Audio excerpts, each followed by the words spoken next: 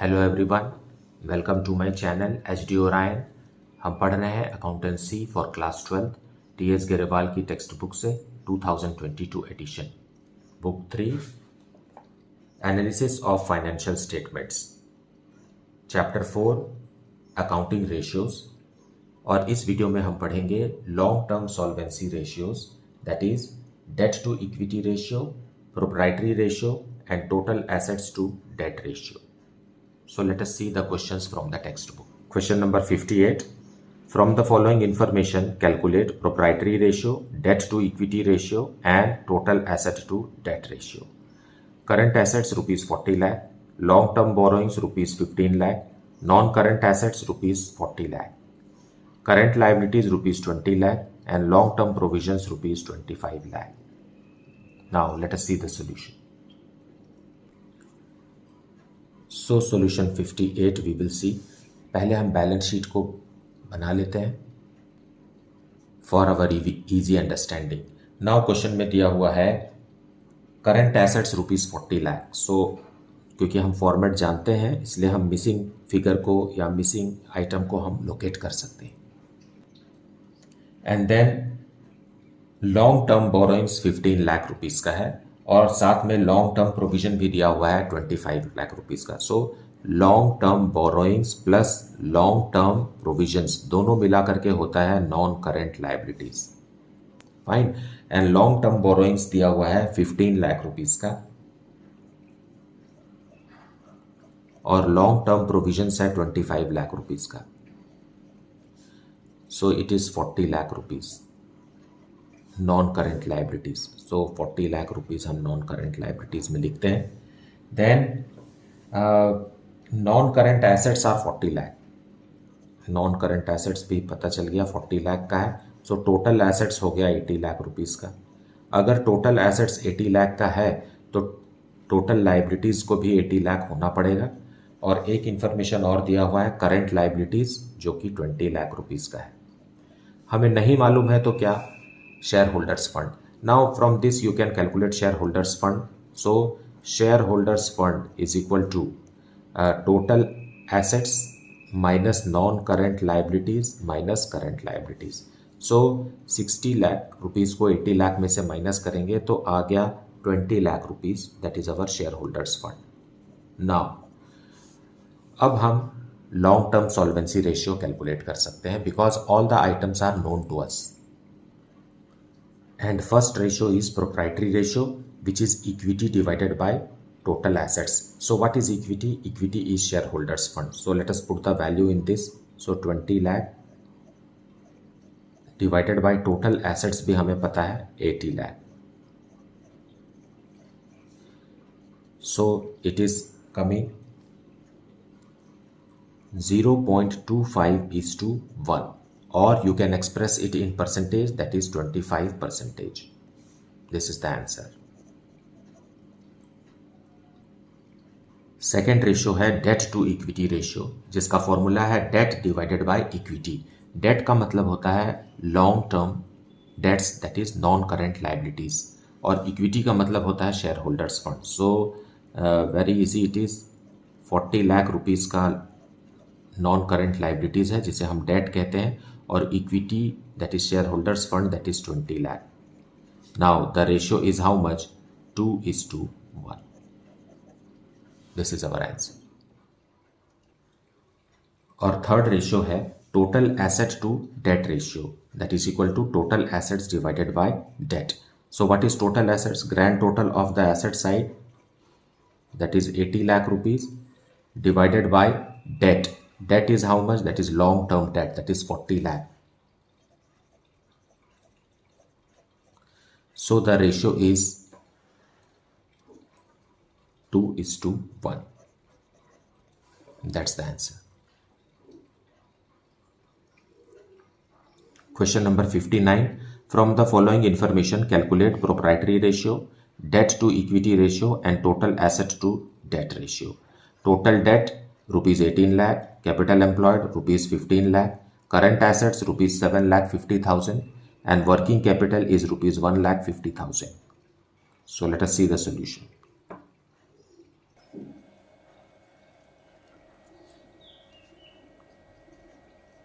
So solution 59 we will see now. जो भी information दिया हुआ है उसका इस्तेमाल करते हुए टोटल डेट्स दिया है, कैपिटल एम्प्लॉयड दिया है, करंट एसेट्स दिया है और वर्किंग कैपिटल दिया है। So let us start with working capital and current assets. Fine, what is working capital? Working capital is equal to current assets minus current liabilities. Fine, यहाँ हमें दो चीज़ पता है, वर्किंग कैपिटल भी पता है, करंट एसेट भी पता है, so we can figure out current liabilities. Working capital is 1,50,000, okay 1,50,000 and current asset, question में करंट एसेट दिया हुआ है 7,50,000। So we can easily calculate current liabilities. So current liabilities is equal to 7,50,000 minus 1,50,000, which is equal to 6 lakh rupees.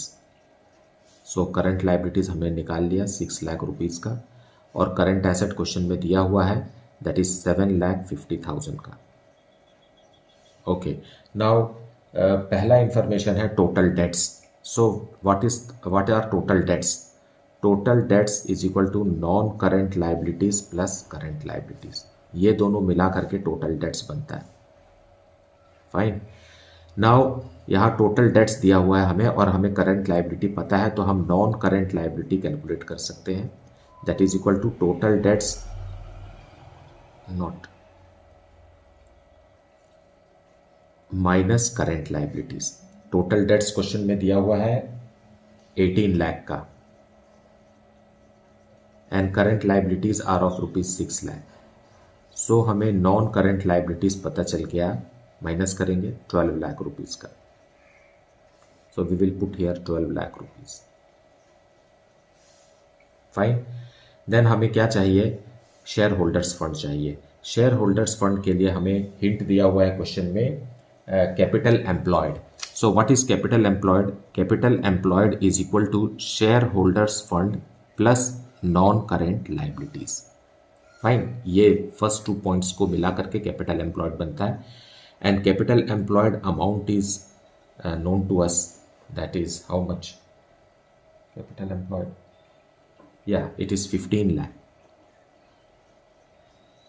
15 lakh is equal to shareholders fund plus non-current liabilities is 12 lakh.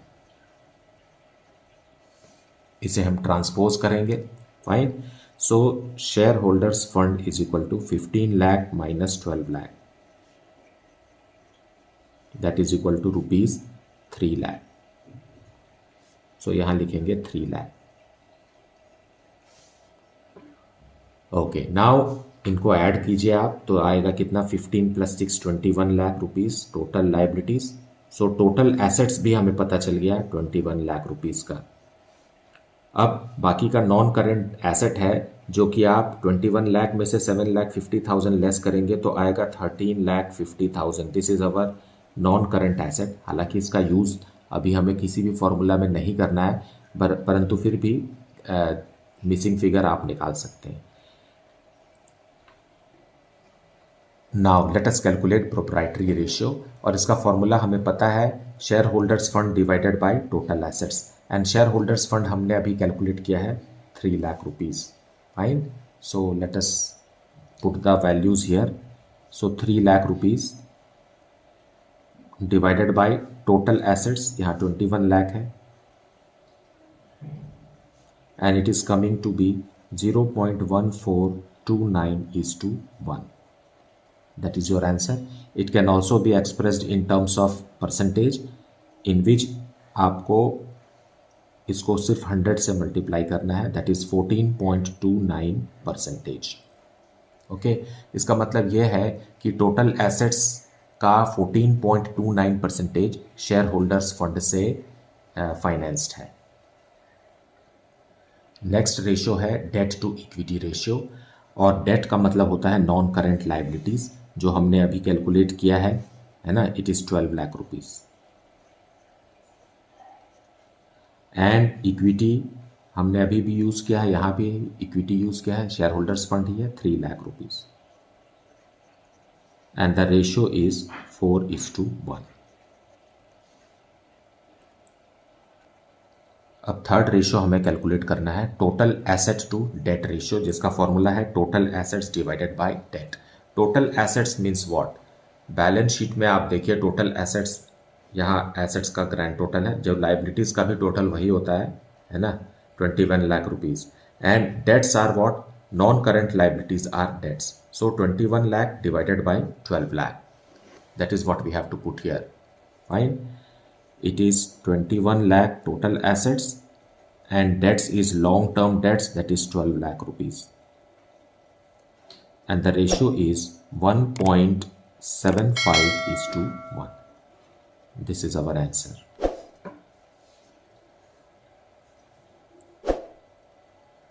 So I believe that you have watched the full video and heard the explanation. Despite this, if you are having any doubt, then please put it in the comment section. Thank you so much for liking, subscribing and sharing this channel. And if you have not yet, then please do like it, subscribe it and share it with your friends. Thank you so much for watching this video.